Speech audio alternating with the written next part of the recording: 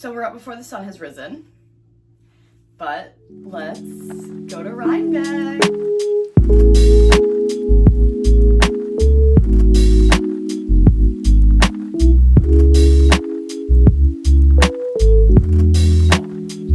I'm wearing my wave sweater, my new little short coat, Blundstones, because I heard it's probably going to be muddy, and black jeans. I am bringing a bus whip. I don't know how much I'm going to work on it. Okay, let's go. Graceful. Hello and welcome back to my channel. I'm Fiona and this is my first Rhinebeck vlog. It's actually my first vlog on my channel entirely, and I want to tell you all about how I spent my day. Howdy, editing Fiona here to add a little bit of context around what Rhinebeck, or technically the New York Sheep and Wool Festival, is. So the New York Sheep and Wool Festival, colloquially known as Rhinebeck, takes place in the town of Rhinebeck, New York, at the Dutchess County Fairgrounds. It was founded in 1980, so it's been going on for over 40 years, and annually it attracts about 30,000 visitors. So when I talk about the crowds upcoming, that's what I'm referencing, is those 30,000 visitors. I will be referring to the New York Sheep and Wool Festival as Rhinebeck throughout the entirety of this video, solely because that is what most people call it, and that's actually what it was first introduced to me as. I actually thought that it was the Rhinebeck Sheep and Wool Festival, but as I've been editing for this video, it's for New York, but the reason why it's called Rhinebeck is because there are a number of other sheep and wool festivals around the country, and so it just kind of narrows it down. Like similar to the Edinburgh Fringe Festival, it's called Edinburgh because that's where it takes place. So that's your context. So I got to Rhinebeck via the Cleo's party bus. Cleo's is a local yarn shop based out of Brooklyn. I've gone to a number of their craft happy hours to stitch and bitch with my fiber pals, and they were kind enough to organize coach buses to take us all to Rhinebeck. I was up at 5 a.m. to get myself done up and also to get any of my early morning pre-sunrise content in. And then at the store by 6:30, they were kind enough to give us coffee and bagels, and then we were on the bus at 7. Courtesy of the lovely traffic that holds you up going into and out of New York City, we did get delayed a pretty significant amount, but ultimately it was a long day and it didn't matter too much. Once we got to the festival itself, we were so excited to get off the bus. There were some alpacas walking by, and my friend Addie, who I will mention a lot during this video, was ready to jump out the window and go pet them because we were just so excited to pet all the woolly animals. So as you can guess, the first barn that we hit up once we got into the festival itself was the woolly animals section. I'm gonna just make a general grouping for that because it was alpacas, goats, sheep, and there was even an Angora rabbit that we got to pet a little bit later.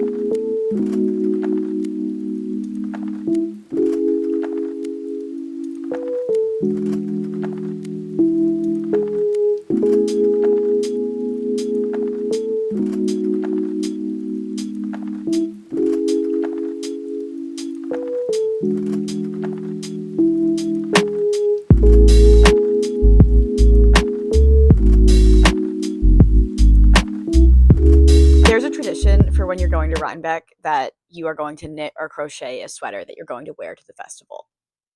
This is really fun because everyone really pulls out all the stops for the sweaters that they put together, because it's kind of getting to show off your magnum opus for the year of what you've been able to create. And because Rhinebeck is a festival for anybody who's enthusiastic about knitting or crocheting, this is the best place to show off your work. My Rhinebeck sweater this year was the Wave Sweater by Spectacle Strick. I knitted up in a base color of Claws Out Yarn Co.'s local coffee chain, so it's like Dunkin' Donuts inspired, and Bread and Butter's Everyday Worsted Weight in soft serve. This was a bold choice for a Rhinebeck sweater because Rhinebeck is all day outside, rain, snow, shine, And shine actually was the biggest issue because this is a stranded colorwork sweater. So these floats act like a lining to a jacket. So your girl was sweaty. Addie took the funniest picture of me, and I do get into this in my tips, but I chose to wear an athleisure shirt underneath, just like a little workout crop top, so that way I would be able to strip if I needed to, and I needed to. We spent pretty much the whole day shopping. There were a couple of events on the Rhinebeck program that we talked about going to. For example, I was really interested in the sheepdog contest because I think that's really cute, and we did see a drop spindle race, but it was 10 minutes to see who could drop the most spindle in 10 minutes. And then we pretty much just went to all the booths. One thing that I will recommend with the shopping is to go and look at as much as you can and do an initial pass. I went in with a couple patterns planned, like I talked about in my most recent podcast. That was all planning what I wanted to shop for. And this is really helpful because you know what quantity and weight and fiber content you want your yarn to be. I went in expecting to get certain colors, changing my mind midway, and pivoting all my project plans. And while I don't really recommend doing that, it was really fun and my friends got to help me pick out colors. I will talk about this more when I discuss what I got, so make sure to stick around for that.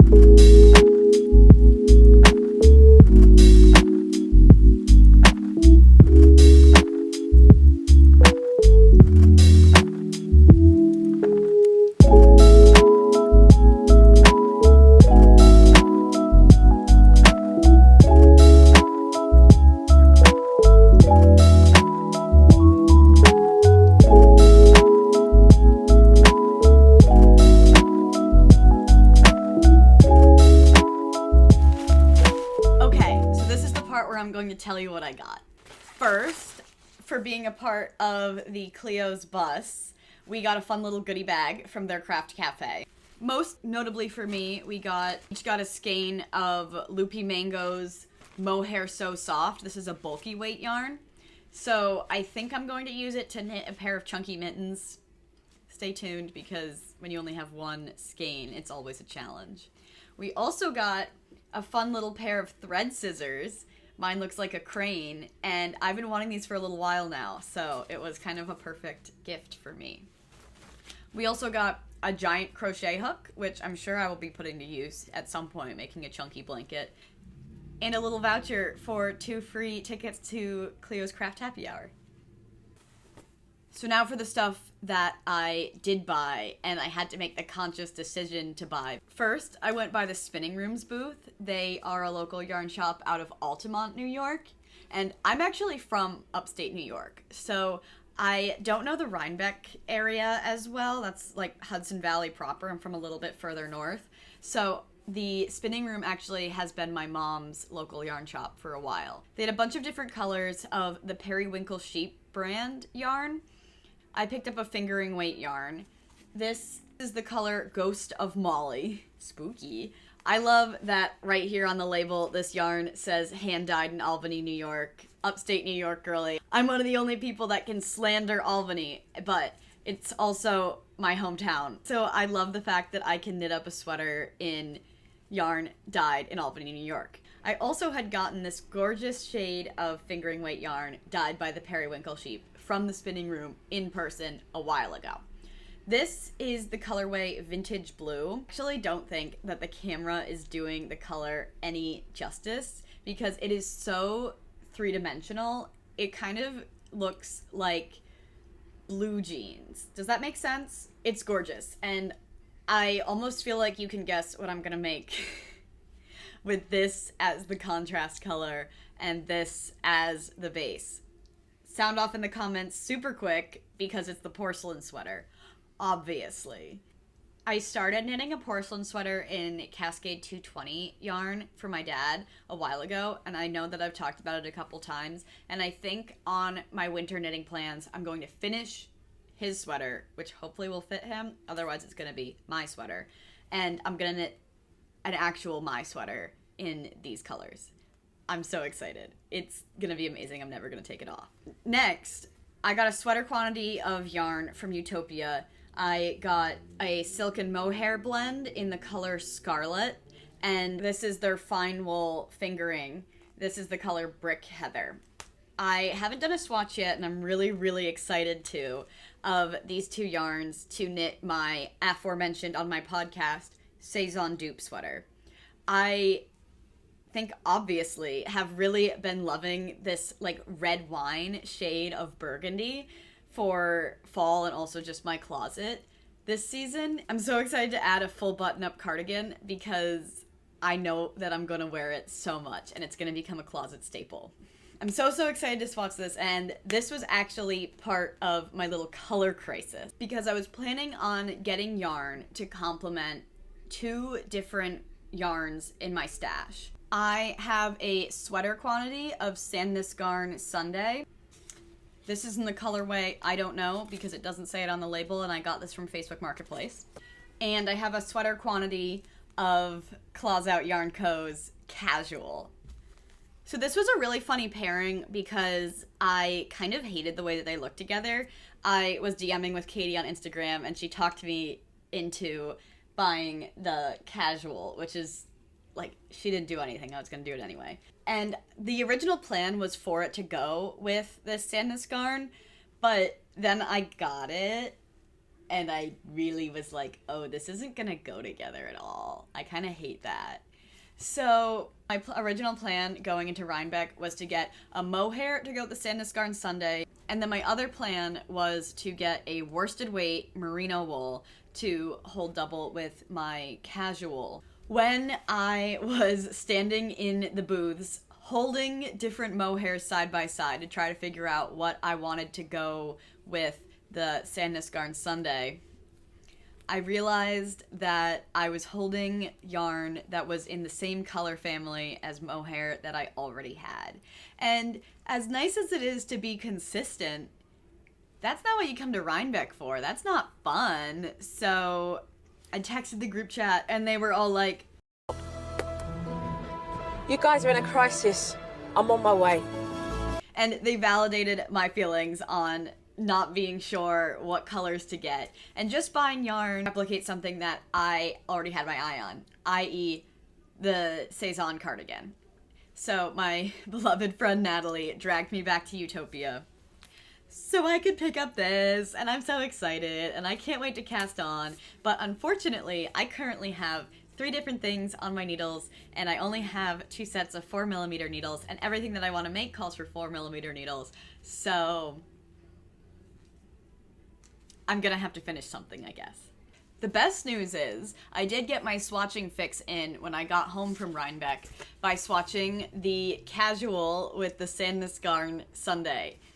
And I actually can't believe, ignore this one, this is a secret. I actually can't believe how good it looks together. It's giving like sea glass, it's giving mermaid, and I think that it's gonna work up really well for that caramel sweater that I want to knit. And it's like, do I really need to buy a pattern for a top-down raglan turtleneck? No, but I want it to fit a certain way. So anyway, I'm really, really excited about this. It is also knit on 4mm needles, so I'm gonna have to figure out what I'm gonna do there. Okay, so like I said at the beginning of the video, this was my first Rhinebeck, and I had no idea what to expect.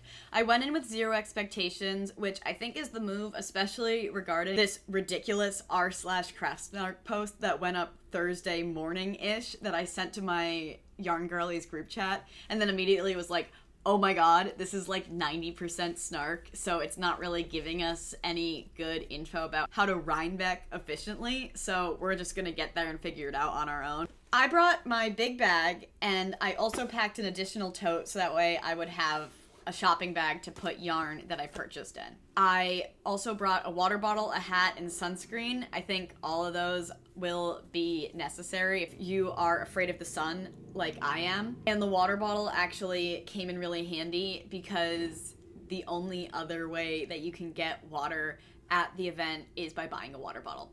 I didn't see any water fountains the whole time, so if you know where any are, please let me know, but otherwise that's something to be really aware of.